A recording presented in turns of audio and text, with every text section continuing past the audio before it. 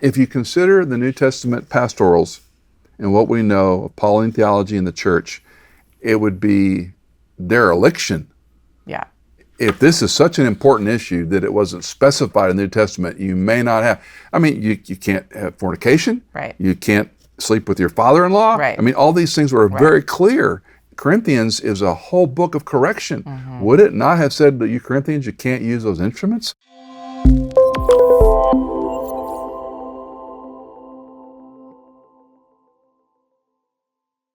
This is Ask Dr. E, where Dr. Michael Easley answers your biblical or theological questions in 10 minutes or less. Today's question comes from Chad. Chad writes, a work colleague of mine and Church of Christ preacher on the side often debate theology. The biggest debate topic is the idea of musical instruments and that they do not belong in the church, a well-known tenet of the Church of Christ. I ask him, Chad writes, what about David and his harp? This friend quotes Amos 6, 4 through 7. I'm not going to read it. You can read it later if you want to.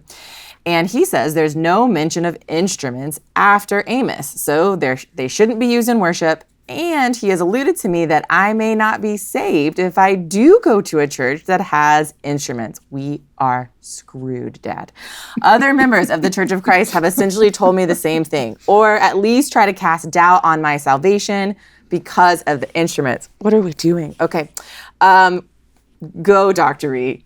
Save us all from I have to tell a story. When I worked as a mechanic in college, I worked at a car dealership, and there was this wonderful African-American mechanic buddy. He was very charismatic. He was Armenian in his theology. He believed if you didn't speak in tongues, you weren't saved.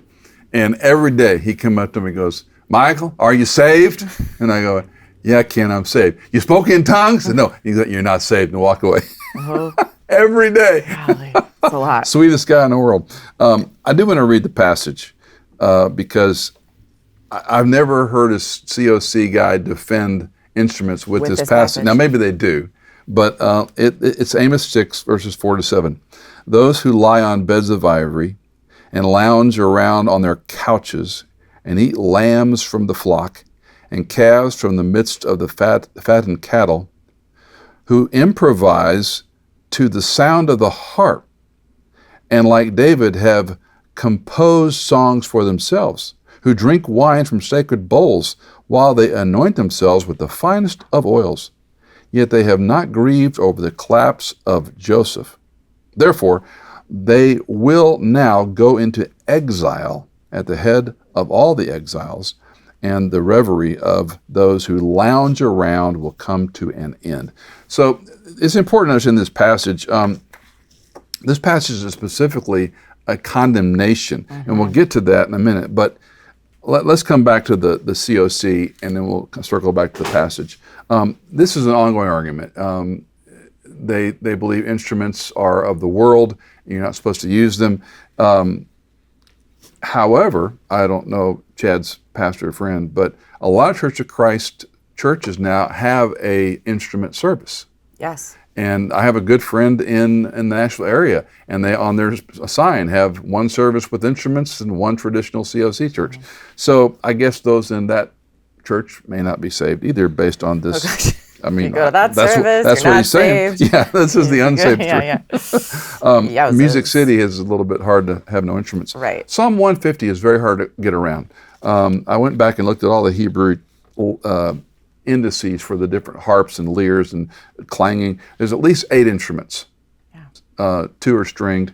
And David was the one who instituted the Levitical system to have music and worshipers. The Korites were like a choir and orchestra that were part of the Levitical system.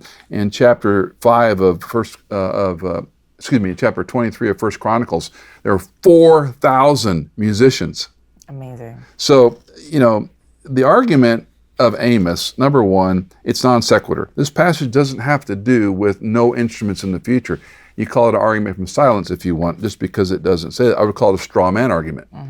There's not mentioned after that. That passage is a condemnation of drunkenness and indulgence, eating the fatted calf. They're laying around drinking wine out of sacred bowls. This was a horrible text to use for any application. just because they're not mentioned does not mean they weren't used. Right. History is a good teacher, and we don't find in synagogues many instruments recorded at all. You have the shofar, which was a celebratory horn, a ram's horn typically, but it didn't prohibit the music instruments. When you look at all we have about New Testament theology from, let's call the pastorals, Timothy, Thessalonians, Titus, just look at those books. They are very consistent on the order of church, the form of church, the polity of church, elders and leaders, pastor, teacher, gift. Pauline theology is very clear.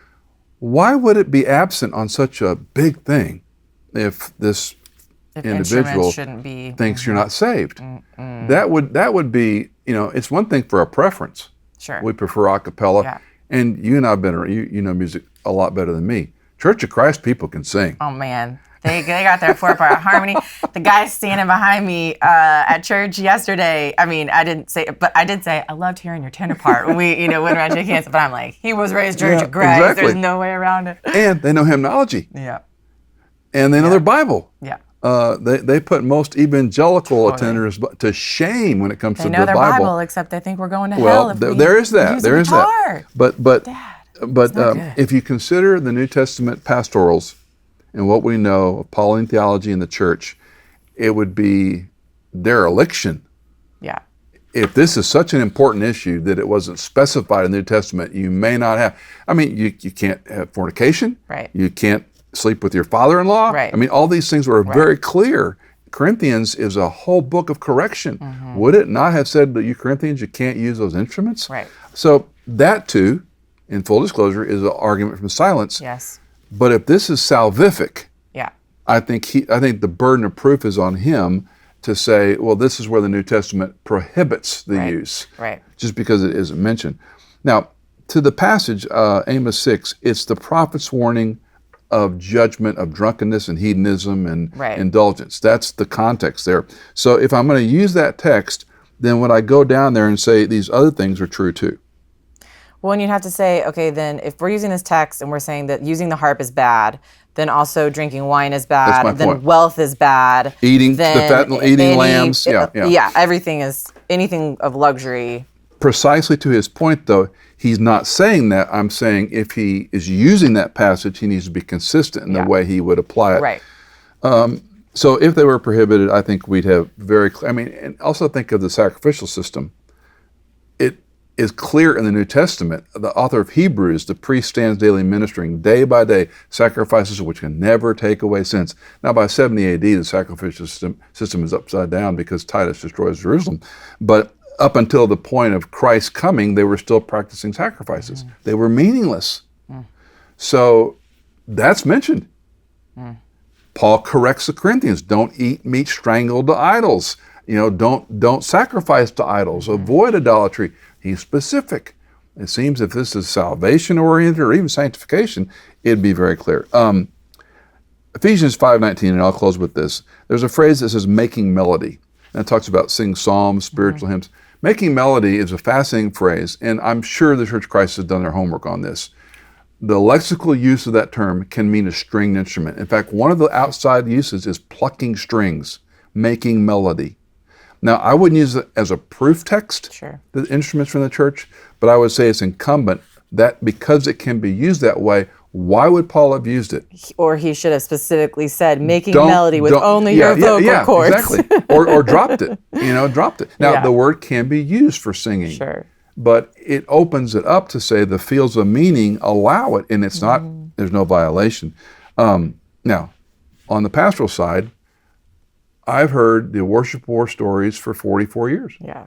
Too loud, drums, no hymns, too many hymns, contemporary music is too repetitive. So just because you bring instruments in is not going to, necessarily make the church better or whatever. Totally. When I would get angry people, typically the youth Sunday, or if they had a loud song, I'd get people complaining to me in the hallways, and I'd say, if I chose the music in this church, 1% would like it. I learned a long time ago to look past that and look at the people. That woman plays violin. She works as a government employee. She spends hours practicing those hymns. And she comes in to play for free. And we had, as you well know, a big orchestra and a big choir. All those people, and I go, they love Christ. They're using their gift to help us worship. Yeah. I'm not focusing on talent or drums. I'm going, man, this is a praise to the Lord Jesus Christ. That's right. Yeah. I would hate to take that away. So just from a pastoral sign, if they're using their gifts, skills, and talents to help others worship, I'd be careful. Yeah. All right. Good luck, Chad.